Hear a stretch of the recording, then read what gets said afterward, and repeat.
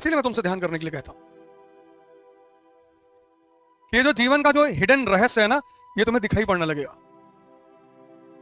जीवन में क्या अर्जित करनी है, शक्ति अर्जित करना है, दिमाग कहां लगाना है, किताबों में लगाना है, पढ़ना है।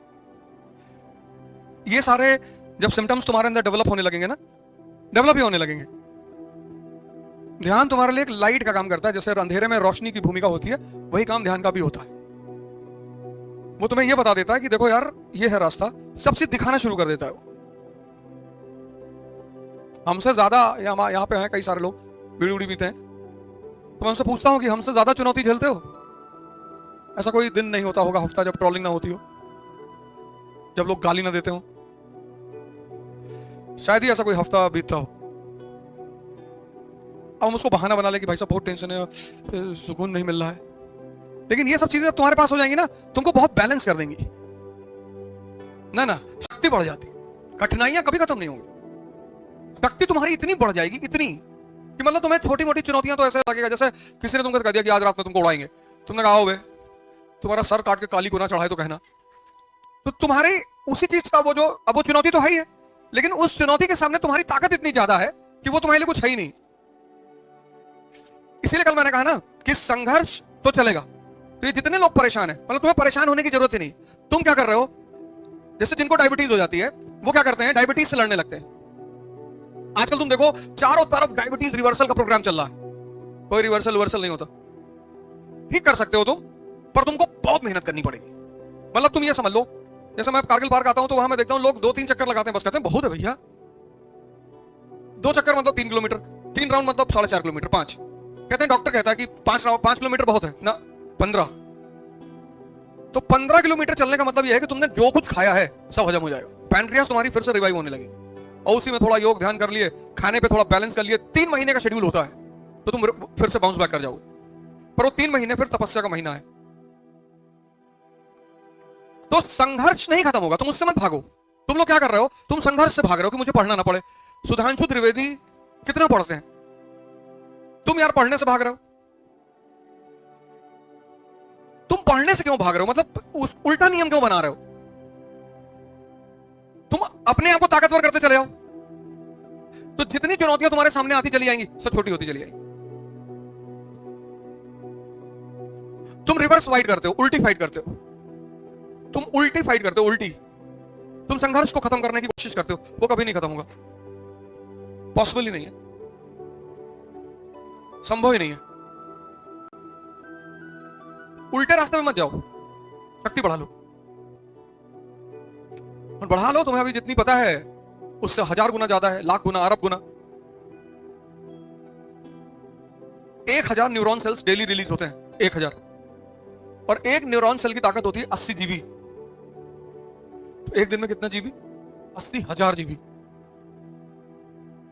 और 526 जीबी पे मोबाइल जो कितना बड़ा लगता है, 80,000 जीबी डेली पोटेंशियल होती है माइंड के पास,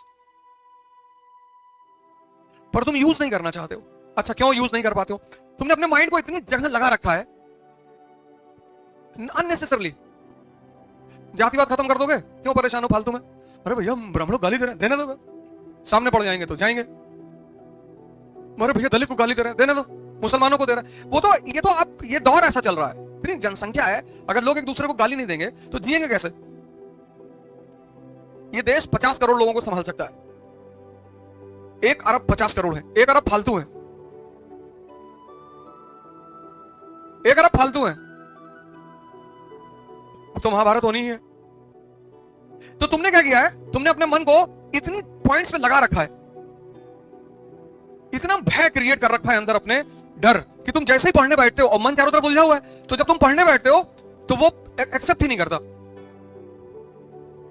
तो तुम ये खरीद लो, ये, और कम से कम 4 घंटे खड़े होकर पढ़ो। तुम अब तुम्हारी जनरेशन चेयर पे बैठने वाली जनरेशन नहीं है, तुम चेयर पे मत बैठो, तुम ये ले लो, ये बनवा लो, और 4 घंटे खड़े होकर पढ़ो। 8 घंटे मत पढ़ना, बैक पेन हो जाएगा। 4 घंटे तुम खड़े होकर पढ़ो, ना नींद आएगी, ना तुमको पढ़ने में दिक्कत होगी, क्योंकि मेहनत हो रही है ना, और ठंडक आ रही है। तो धीरे धीरे धीरे धीरे धीरे धीरे धीरे तुम देखना जैसे जैसे तुम्हारी ताकत बढ़ती जाएगी अंदर, वैसे वैसे बाहर अचीवमेंट बढ़ती चली जाएगी। कितना डॉक्टर अंबेडकर को लोगों ने अंडर एस्टिमेट किया, उस आदमी ने सारा अंडर एस्टिमेशन खत्म कर दिया। इतना पढ़ा, इतना पढ़ा, इतना पढ़ा, सजदा कर दिए लोग। लोगों ने क्या सोचा होगा कि अछूत का लड़का इतना पढ़ेगा, और वो आदमी इतना पढ़ गया, इतनी किताब पढ़ डाला, इतनी डिग्री ले लिया कि सब हाथ जोड़ लिए उसके सामने। यही तो अचीवमेंट है। तब उस आदमी ने एक मंत्र दिया, इस दुनिया में हर परेशान आदमी, बड़ा शानदार मंत्र दिया, ये शिक्षा शेरनी का दूध है, जो पिएगा ताड़। वो बात इतनी चरित्रार्थ, तुम देखो सुधांशु त्रिवेदी को चिल्लाते हुए, मैं बताता हूं आपसे, नहीं देखे तुम? और जब वो ऐसे करते हैं तो अगल बगल वाले चुप हो जाते हैं। बड़ी अजीब सी मुस्कुराहट उनके चेहरे पे रहती है। रुको रुको, एक डिबेट में कोई प्रवक्ता था एआईएम का, तो उसने कहा कि चार मीनार तुम्हारे बाप ने बनवाया होगा, चार मीनार ताजमहल तुम्हारे बाप ने। बोले यार यार बाप का क्वेश्चन बड़ा प्यारा है।